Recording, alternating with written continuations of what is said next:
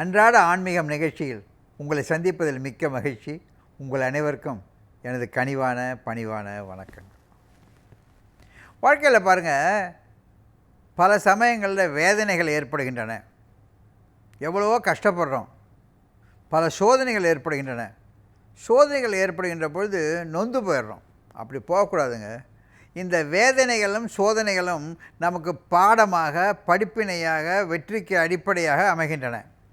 உதாரணமாக பார்க்கலாமே, ஒரு இடத்துக்கு போகிறோங்க. அந்த இடத்துல கால் தடுக்கிடுச்சுனாக்க படி ஜாக்கிரதைன்னு பாக்கி பேருக்கு நம்ம வழி சொல்லி கொடுக்குறோம். ஒரு தடவை இடிச்சுக்கிட்டோம்னாக்க அந்த படியில் மறுபடியும் இடிச்சுப்போமா? இடிச்சுக்க மாட்டோம் இல்லைங்களா? அது ஒரு இன்ஃபர்மேஷன் ஃபார் அஸ், ஒரு நாலேஜ். அதை வச்சுக்கிட்டு நம்ம பிறருக்கு வழி சொல்லி கொடுக்குறோம். இந்த கஷ்டம் நஷ்டம் ஏற்படுது பாருங்களா, அது நமக்கு வாழ்க்கையில் முன்னேற்றத்திற்கு அடிப்படையாக பார்த்து கொள்ள வேண்டும். இது பேசிக், எல்லாருக்கும் தெரிஞ்சு. இது எல்லாருக்கும்னாக்க ஆன்மீகத்தில் உள்ளவர்களுக்கும் சரி, அன்றாட வாழ்க்கையில் மேனேஜ்மெண்ட் பிரின்சிபலாகவும் இது அமைகிறது. இதுக்கு மகாபாரதத்தில் குந்தி தேவி என்ன பண்ணாங்களாம், கிருஷ்ண பரமாத்மா கிட்ட போய், ஐயா கிருஷ்ணா, எனக்கு எப்பொழுதுமே கஷ்டத்தை கொடுன்னு கேட்டேன். யாராவது கடவுளை போய் கஷ்டம் கொடுன்னு வேண்டிப்பாங்களா? அந்த அம்மா வேண்டிக்கிட்டாங்க. ஏன்னு கேட்டார், அத்தை நீ என்ன வேடிக்கையாக இருக்குது, உனக்கு நான் கஷ்டத்தை கொடுக்குறதுன்னு என்ன எல்லாரும் கிட்ட வந்து கேட்குறவங்களாம் எனக்கு சந்தோஷத்தை கொடு, மகிழ்ச்சியை கொடு எல்லாம் கேட்குறேன், பணம் கொடு, காசு கொடுலாம் கேட்குறாங்க. நீ கஷ்டத்தை கொடுன்னு, கஷ்டம் வேண்டான்னு தானே என்கிட்ட எல்லோரும் வராங்க. இல்லைடா கண்ணா, நான் கஷ்டம் ஏற்படுகின்ற பொழுது கண்ணா கண்ணான்னு கூப்பிட்றேன், கஷ்டம் வருகின்ற பொழுது கிருஷ்ணா கிருஷ்ணான்னு கூப்பிட்றேன். எனக்கு கஷ்டம் வந்தால் தானே உன்னையே நினச்சிட்ருக்கிறேன், இல்லைன்னா உன்னை மறந்துடுறேன்டா கண்ணான்னு சொன்னாங்களாம். இப்போ வாழ்க்கையில் ரொம்ப துண்டாரத்தில் இருக்காங்க பாருங்கள். அவங்க எல்லோரும் கடவுளையே நினைத்து கொண்டு இருப்பார்கள். பகலில் பூஜை பண்ணுவாங்க, கோவிலுக்கு போவாங்க, ராத்திரி படுத்தாங்கள கடவுளை நினச்சிக்கிட்டே படுத்திருப்பாங்க. தூக்கம் வராது அவங்களுக்கு. தூக்கம் வராத போதெல்லாம் கடவுளை கூப்பிடுவாங்க. ஆஞ்சநேயா ஆஞ்சநேயான்னு கூப்பிடுவாங்க, முருகா முருகான்னு கூப்பிடுவாங்க, திரௌதியமான்னு கூப்பிடுவாங்க. இவங்களுக்கெல்லாம் இரவிலே தூக்கம் இல்லாது கஷ்டத்திலே புரள்கின்ற நேரத்தில் கடவுளை நினைத்துக்கொள்கிறார்கள். அதனால் இந்த குந்தி தேவி சொன்னாங்களாம், கஷ்டத்தில் கூட ஒன்று நினச்சிக்கிட்டு இருப்பா, அதுவே எனக்கு ஒரு தவமாக மாறிவிடும்னு சொன்னாங்களாம். எப்பேற்பட்ட அண்ணா பார்த்தீங்களா? இதை தான் மேனேஜ்மெண்ட் என்ன சொல்கிறாங்க, ஸ்வாட்டுங்கிறாங்க. Strength, weakness, opportunity, threat. வருகின்ற த்ரெட்டு ஒவ்வொன்றும் நமக்கு ஒரு ஆப்பர்ச்சுனிட்டியாக எடுத்துக்கொள்ள வேண்டும். அதுதான் ஸ்வாட் அனாலிசிஸ். இந்த வருகின்ற thread should be converted into opportunity.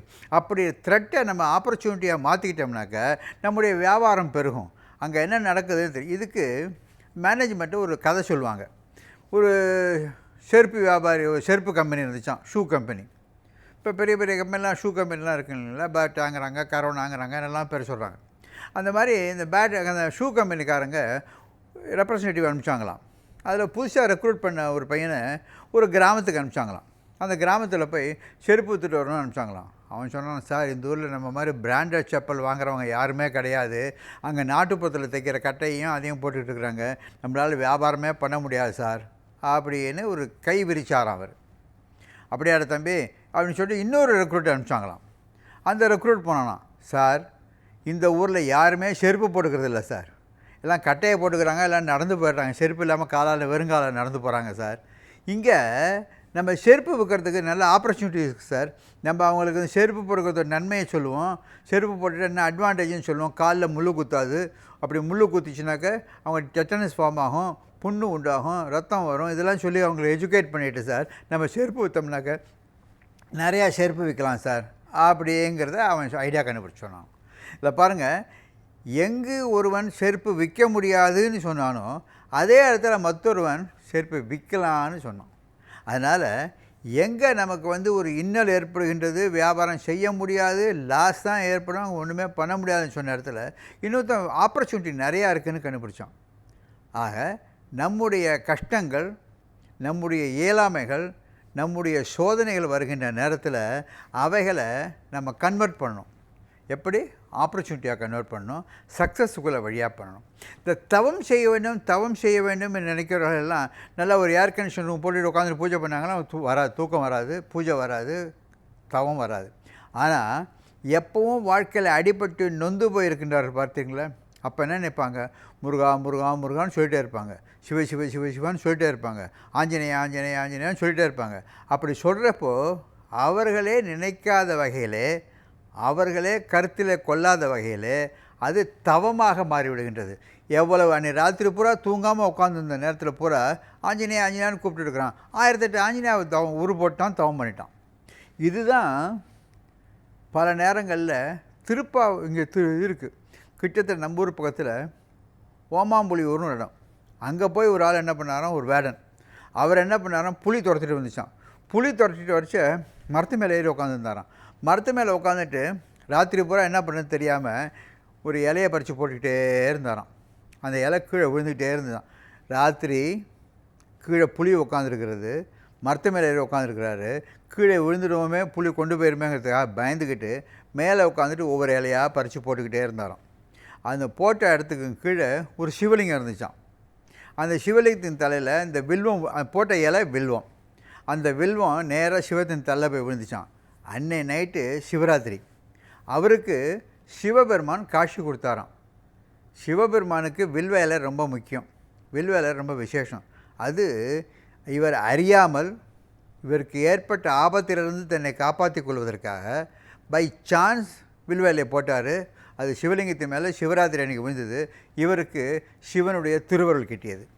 எப்படி குந்தி தேவி தனக்கு கஷ்டம் வேணும் என்று கேட்டுக்கொண்டார். ஏன்னாக்க அப்போ தான் கடவுளை நினைப்பேன், கிருஷ்ணனை நினைப்பேன் அப்படிங்கிறார். எப்படி தூக்கம் வராமல் ஒருத்தன் கஷ்டத்தில் பணப்பொருளத்தில் கஷ்டத்தில் கரப்பட திண்டாட்டிட்டு இருக்கிறச்ச அவன் ஆஞ்சநேயனை கூப்பிட்டுருக்கிறான், அவனுக்கு அனுகிரகம் கிடைக்கிறது. இதுதான் அந்த செருப்பு கடை பார்த்தோம் பார்த்திங்களா, அந்த இளைஞன் சேல்ஸ்மேன் எந்த இடத்துல செருப்பு விற்க முடியாது, அங்கே மக்களெல்லாம் செருப்புக்கு உபயோகப்படுத்துவதில்லை, அங்கெல்லாம் காலால் வெறுங்காலால் நடந்து போகிறாங்க, அவங்ககிட்ட செருப்பு விற்கிறது வெரி டிஃபிகல்ட் டு எஜுகேட் தம்னு நினச்சானோ, அதே இடத்துல இன்னொரு பையன் பார்க்குறான், இங்கே தான் செருப்பு விற்கலாம், இங்கேனா அவங்களுக்கு தெரியாதுன்னு. He looks for an opportunity. இது தாங்க த்ரெட்டை ஆப்பர்ச்சுனிட்டியாக மாற்றிக்கிறது. இது வாழ்க்கையில் பெரிய தத்துவம். இப்போ ஒன்றும் இல்லை, சாதாரணமாக பாருங்களேன், முன்னாடி போகிறது பார்த்தோம் இல்லைங்களா, முன்னாடி போகிறவன் இடிச்சுக்கிட்டான்னா அடுத்தவன் உஷாராயிடுவான்ல. அவன் மட்டும் இல்லை, நமக்கே அந்த இடத்துக்கு போகிறச்ச ஜாக்கிரதையாக போவோம். சில சமயங்களில் பார்த்திங்கனாக்க நம்ம ஒரு ஹோட்டலுக்கு போகிறோம், ஒரு ஹோட்டலில் போய் சாப்பிட்றோம், அந்த ஹோட்டலில் சாப்பிட்டாதையா அதுங்க நம்ம எஜுகேட் பண்ணுறோமில்ல மக்களை, நம்ம அந்த இடத்துக்கு போவோமா, மறுபடியும் போக மாட்டோம்.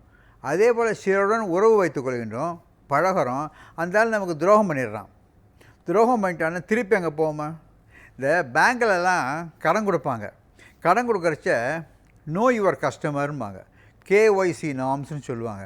அந்த கேஒய்சி நாம்ஸ் எது கேட்குறாங்க, அவருடைய பழைய பழக்க வழக்கங்களை பற்றி தெரிந்து கொள்கிறார்கள். அதில் ஏதாவது தவறுகள் நடந்திருக்குமே ஆனால் அவங்கள ஒதுக்கிடுவாங்க, இல்லாமல் இருந்தால் தெரிஞ்சுப்பாங்க.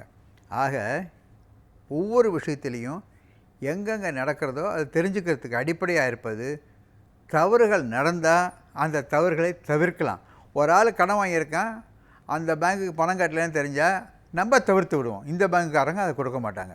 அதை தவிர்த்து வாழ்க்கையில் முன்னேறுகின்றார்கள். ஆக கஷ்டங்கள், நஷ்டங்களை, சோதனைகளை, வேதனைகளை கண்டு நாம் நடுங்கிவிட வேண்டாம். நம்ம உஷார்படுத்திக்கணும். உஷார்படுத்திக்கிட்டு அதை சாதனைகளாக மாற்றுவோம். இதுதான் குந்தி தேவி சொல்லிக் கொடுத்த சிறிய பாடம். பெரிய விஷயம், சிறியதாக காணப்பட்டாலும் பெரியதான விஷயம். வாழ்க்கையில் அதை கொள்வோம். வருகின்ற வேதனைகளும் சோதனைகளும் நமக்கு சாதனைகளாக மாற்ற வேண்டும். இதுதாங்க ஸ்வாட் மேனேஜ்மெண்ட் பிரின்சிபலில் ஸ்வாட் அனாலிசிஸ் த்ரெட்டை ஆப்பர்ச்சுனிட்டியாக மாற்றிக்கிறது. மறுமுறை பார்ப்போமா?